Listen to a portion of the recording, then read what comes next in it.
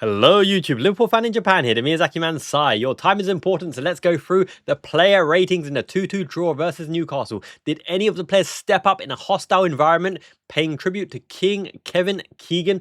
What a beautiful tribute it was. He was football royalty, much loved. Now, I've given my ratings here, and the advantage of Liverpool Fan in Japan website is you can give your ratings, and then you can see the average ratings of the Liverpool Fan in Japan community as a whole. 72 ratings submitted so far. Let's looky. Now, I've given Alisson Becker a 5. He made a great 1v1 stop versus Yoane Wissa, but for the opening goal, and that is the goal that changes the flow and the narrative and the momentum of the game, he was way too close to the left post, hugging that left post, when in all honesty, he needed to be much further to the right because he would have definitely had a great chance to save at the near post. It would have been very hard to slot it in there. And on the other side, Elanga had way too much space to just pick his spot and pass it into the net. A younger Alisson Becker would have saved it. All in all, not a terrible performance, but that first goal was crucial, and he let it through easily. 5. Virgil van Dijk. Now, he's always been a standoffish defender. Stand off, make the aura count, leave the opponent with a space to do damage themselves, unforced error. But on that Elanga ball, he was in line. In fact, he was further back than Elanga and already running back, and he got absolutely done and out sprinted. He has lost a yard of pace. I would have expected him to manage that situation better. And also, on the second goal, he could have cleaned the clock of Yoane Wissa. He had an opportunity as well for Willock to take him out. Neither happened. 5 sounds about right. Jeremy Jacquet, the better of the two, also had a chance to clean out Yoane Wissa one time, but his passing through the lines, the poked ball through the lines, the composure on the ball, 1 or 2 useful dribbles as well. Looks super composed, looks super athletic as well. A real find, a real gem. 7. Now, Milos Kerkez had a mixed game.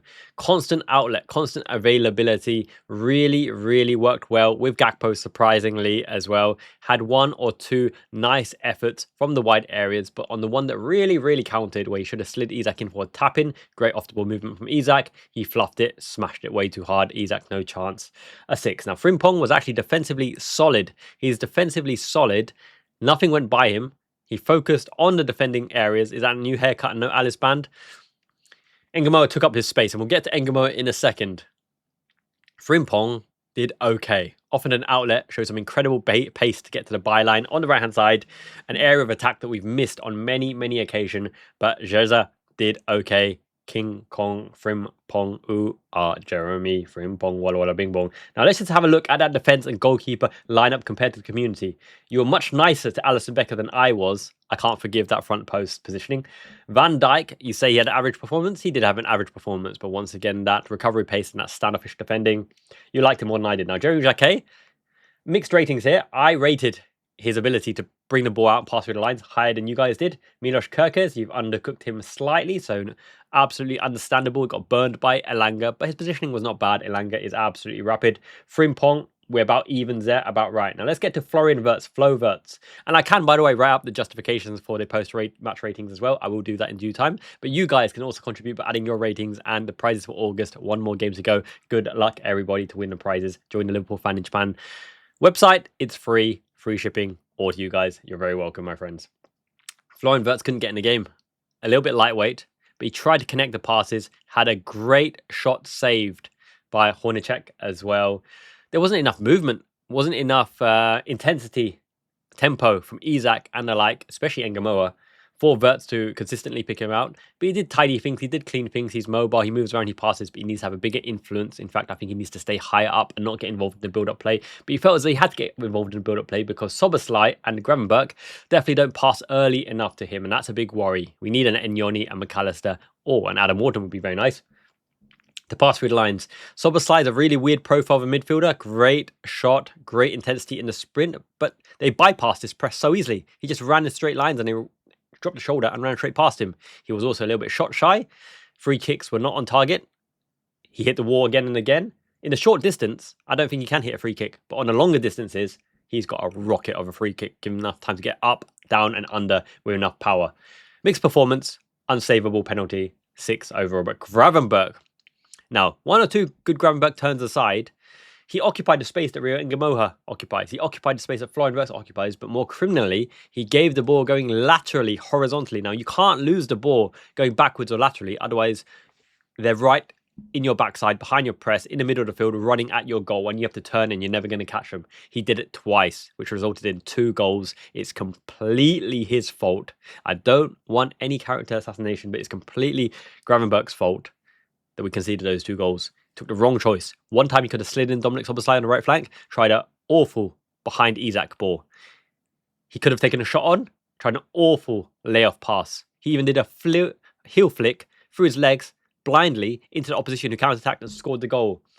Decision making, diabolical. Needs to shoot. Shoot on sight, same as Szoboszlai. Risk it for a biscuit. Attack the ball, attack the goal. Give it a proper go. Alexander Isak, anonymous. One snapshot aside, he didn't show composure on the left foot when the ball was crossed to him. A half chance, but of his caliber, he needs to get over the ball and direct it towards goal. 1 or 2 occasions, perhaps he could have been slid through. The ball just never made it, never quite made it. He should have learned from Cody Gakpo with a Gakpo! Because from the right inside forward position, Gakpo rocketed it, daisy cutter, Alex Oxlade-Chamberlain-esque into the bottom left-hand corner. He was going to the byline, chipping it with the left foot. He played Kirkers on the blind ball, beautiful one, early in, perfectly weighted. He tried to cut inside and shoot. He had a devilish bend of a shot that was just too high. Cody Gakpo was our best forward by far, and he's actually Liverpool's highest scorer remaining in this squad, which is a terrifying prospect. But we need to keep Cody Gakpo. We need to keep him.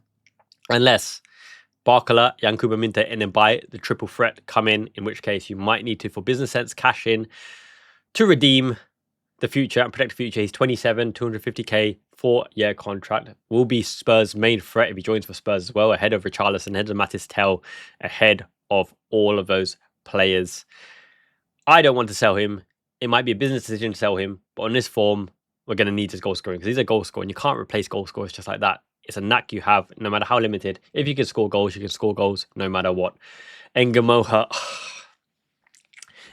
so talented and he wants it so bad and he's so quality on the left-hand side, cutting inside on the stronger right foot. But on the right-hand side, absolutely lost at the moment. Now, he can work his way into positions, but Lewis Hall had him in the back pocket. Even more than that, not only did he not take out Lewis Hall, dribble him, try to street ball him, try to go through him, try to do anything adventurous, he's not on the same wavelength as any of his teammates. He passed it way overcooked. Jeremy Frimpong ran out of play. Occupies the same area as Jeremy Frimpong. Occupies the same area as Florian Wirtz. Him and Gravenberch got modelled up with each other. Can't dribble past a man with pace. Can't dribble past a man with skill. Can't get a shot away. Couldn't get any crosses away. Unfortunately, he was quite detrimental to the performance. A 5 would have been fair. A 4 maybe harsh, but he really, really was detrimental in that performance. And it was almost like playing with 10 men. However, when we did get the reinforcements, Ronald Araujo, solid, aggressive, dynamic, headed down, blockaded everything. On current form, Jacquet and Araujo are head-to-head, and they both look impressive. Wouldn't mind even. McAllister came on, clean, tidy, apart from one lazy ball around the corner, which was intercepted, but it was okay because it was somewhat going forwards, which means you can get back in time. He got stuck in. He got obliterated on the ankle. He's brave. He's tenacious. He puts in a tackle. He'll put his foot where Dominic Szoboszlai and Gravenberch won't put it in. Munoz. I said that Victor Munoz, MV, will be MVP, the transfer signing of the season for Liverpool FC under Andoni Iraola, because he's two-footed. He's a speed merchant. He's got acceleration that allows his speed to get maximum output capacity. He won a penalty. In fact, he won 2 penalties, but the referee blew up earlier for an earlier foul, which Szoboszlai wasted again. Munoz got us that point through his endeavour, through his quality, through his pace, and baiting Lewis Hall to make that challenge, which was a stonewall penalty which Szoboszlai hammered. If Szoboszlai didn't score that penalty, he would have got a 5 rating as well. He's a right-sided 8 of a 4-3-3, but in a 4-2-3-1, Gravenberch and Szoboszlai don't really have the game intelligence, it seems, to know that it's a dual pivot. One stays, one goes. If you both go, you can't lose the ball unless you shoot or go forwards. And unfortunately, it just didn't work. They didn't connect. They didn't have tactical sense. Even then, Iraola correctly said we had enough players to blockade and stop the second goal with a tactical foul, and we didn't do it. Wirtz, Szoboszlai, Gravenberch, Jacquet, Van Dijk, none of them picked up the yellow card. Endo would have picked up the yellow card. Kumas was a live wire. Kumas was electric. Kumas was dynamite. I really was impressed by his game intelligence, his connecting the play, his pluckiness, dropping the shoulder. He's like a little squirrel rampaging everywhere. Kumas will have a part to play this season. He looks really, really mature, developed, game intelligent, and he offers a legitimate alternative. In the absence of Federico Chiesa and Javi Elliott, who both didn't make the squad, right? That's not going to be good for their prospective futures for either of them at Liverpool FC. Compared to you guys, Wirtz 5, we agree. Szoboszlai 6, Grunberg 5, we agree. Isak, you guys put the hammer onto the nail in Isak's performance and, you know, rated him 4.5, 4.4. Gakpo, yes, Gakpo did really good. Some ups, some downs, but very high highs, and he got us back into the game. Without Gakpo, we would have lost this game. Ngamoha, you agree, you're a little bit nicer to him than I was. Ronald Araujo, there or thereabouts. McAllister, same. Munoz, I was rapidly impressed with Munoz. He won us that point. He absolutely got us that point. 7.2, still a good rating. And Kumas as well. You guys were a little bit under on Kumas. I really liked his contribution. Limited game time, offers other things that the forwards don't. Let me know in the comments below. Do you like these ratings? Do you want me to unveil them one by one, or do you value your time and one and done showing them all at the same time? Join the Liverpool Fan in Japan website. Like, hype if you're on a mobile phone. Let me know in the comments below if you enjoyed the pre-match, post-match analysis and the ratings.